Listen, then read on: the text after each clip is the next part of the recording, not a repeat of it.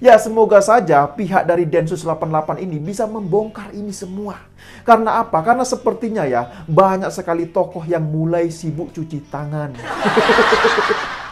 Ya, cuci tangan karena apa ya? Karena setelah kasus dugaan penyelewengan ACT ini mencuat di media sosial.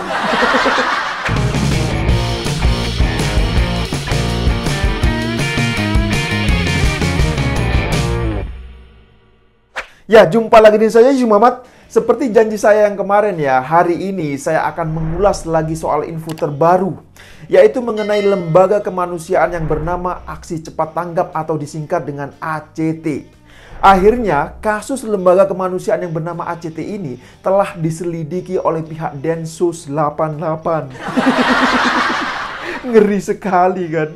Nah, penyelidikan ini dilakukan berdasarkan atas temuan dari Pusat Pelaporan dan Analisis Transaksi Keuangan atau PPATK. Jadi menurut pihak PPATK, ada indikasi atau dugaan penggunaan dana masyarakat yang dihimpun oleh lembaga ACT untuk kegiatan terorisme. Nah, bahaya sekali kan. Coba bayangkan saja, masyarakat ini kan banyak sekali yang menyumbang dananya ini dengan cara ikhlas. Tapi setelah dananya ini terkumpul ya, lah kok dananya malah dibuat untuk kegiatan terorisme. Lah ini apa nggak bangsat coba? Coba bayangkan saja lah. Ya meskipun ini baru sebatas dugaan saja ya, lantaran saat ini Densus 88 sedang menyelidiki hasil dari temuan pihak PPATK. Jadi menurut pihak PPATK, terdapat beberapa transaksi mencurigakan yang dilakukan oleh ACT ke luar negeri yang berkaitan dengan terorisme.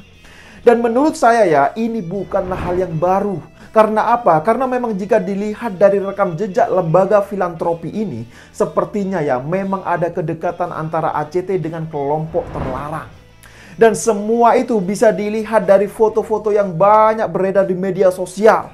Namun sekali lagi, memang semua ini harus ditelusuri secara jelas oleh pihak Densus 88 dan juga pihak PPATK. Nah, tapi ada yang mengejutkan mengenai laporan keuangan ACT ini. Tahu nggak? Ternyata dalam laporan keuangan mereka juga terdapat dana non-halal. Luar biasa sekali. Ada juga dana non-halal. Lah ini kan menimbulkan banyak sekali pertanyaan. Ya sebenarnya apa sih yang dimaksud dengan dana non-halal ini? Benar gak? Karena apa? Karena nilainya bukan sedikit. Tahu nggak berapa nilainya? Nilainya ini mencapai hingga ratusan juta rupiah. Coba bayangkan. Nah ini kan yang belum banyak diungkap oleh media-media mainstream. Dan mengenai dugaan atas keterlibatannya dengan kelompok terorisme ini, pihak dari ACT sendiri telah membantah. Ya, meskipun sebenarnya mereka mengakui juga pernah memberikan bantuan ke pihak ISIS. Karena dalam kode etiknya ya, memang korban peperangan dari kedua belah pihak berhak untuk mendapatkan bantuan. Dan disinilah menjadi permasalahannya. Biasanya sering kali ketika di medan perang, akses untuk ke para korban perang ini dikunci oleh pihak yang menguasai wilayah. Misalnya wilayah yang dikuasai oleh pemerintah Suriah. Mungkin akses untuk bertemu langsung dengan korban perang bisa lebih gampang. Tapi kondisi ini jelas berbeda jika yang ingin ditemui adalah para korban perang yang berada di wilayah kuasa ISIS. Biasanya ya, akses untuk masuk itu lebih terbatas dan dijaga ketat oleh para jihadis. Nah, jadi ya, dari sinilah terkadang menjadi celah. Karena LSM bisa bermain dengan kode etik. Kemudian mereka ini malah membantu para pemberontak dengan alasan kami telah menyerahkan bantuan sesuai dengan kode etik. Mungkin begitulah alasan mereka. Namun bagaimanapun juga ya, menurut saya pribadi, pihak penyalur bantuan harus bisa tetap bertanggung jawab. Jangan sampai ya ada lembaga sosial atau kemanusiaan yang justru memanfaatkan celah tersebut untuk bermain mata dengan pihak teroris. Nah, disinilah peran dari pihak Densus 88 dan juga pihak Badan Nasional Penanggulangan Terorisme atau BNPT untuk menyelidikinya secara terang benderang. Ya, semoga saja pihak dari Densus 88 ini bisa membongkar ini semua. Karena apa? Karena sepertinya ya, banyak sekali tokoh yang mulai sibuk cuci tangan. Ya, cuci tangan karena apa ya? Karena setelah kasus dugaan penyelewengan ACT ini mencuat di media sosial. Ya, sebut sajalah misalnya akun Twitter bernama Hilmi Firdausi. Nah, dia ini ternyata dikenal sebagai Ustadz Glowing 212. Luar biasa kan? Dan tahu tidak, ternyata dia ini teridentifikasi sering mempromosikan ACT di akun Twitter pribadinya, coba. Nah, itulah mengapa para kadrun ini jarang yang mau mengecam dugaan penyelewengan yang dilakukan oleh pihak ACT ini. Karena apa? Karena mereka ini banyak yang satu afiliasi. Luar biasa kan? Dan hal itu bisa dilihat kok dari rekam jejak digitalnya. Bahkan dia bukan cuma sekali atau 2 kali saja ketahuan telah mempromosikan ACT melalui akun Twitter pribadinya.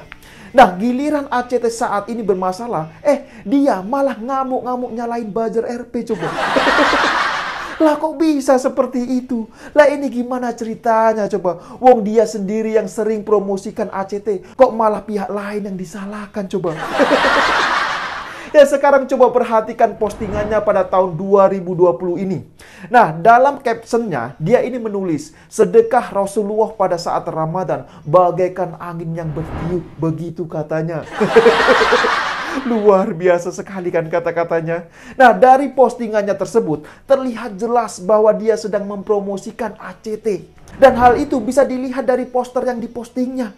Di situ terdapat jelas info nomor rekening agar masyarakat memberikan donasinya. Jadi kalau melihat fakta yang seperti ini, kira-kira siapa yang menjadi buzzer RP coba? Ya gak usah ditanya lagi lah, sudah jelas-jelas bahwa si Helmi ini adalah buzzer dari ACT. Nah, sekarang pertanyaannya begini, apakah si Helmi yang dikenal sebagai Ustadz Glowing 212 ini mendapatkan fee? Kan itu pertanyaannya, bener gak? Ya, tapi memang sih dia sendiri sudah membantah hal tersebut. Katanya dia ini tidak menerima 1 rupiah pun dari pihak ACT. Ya, tapi semua itu tergantung dari masyarakat. Kira-kira masyarakat ini percaya atau tidak? Ya, silakan saja berikan komentarnya di bawah. Nah, dan fakta yang mengejutkan lainnya lagi adalah ternyata ACT ini juga sering kali bekerja sama dengan pihak Pemprov DKI Jakarta. Bahkan Anies Baswedan pun pernah mengapresiasi ACT saat mendatangi kantor pusatnya, coba. Luar biasa sekali kan. Dan seperti biasa setelah ACT kini dirundung masalah, lagi-lagi wakil gubernurnya yang disuruh untuk menghadapinya. Memang luar biasa sekali Anies Baswedan ini. Pokoknya ya, setiap kali ada masalah, Anies Baswedan ini akan selalu ngumpet dan wakilnya lah yang disuruh untuk maju.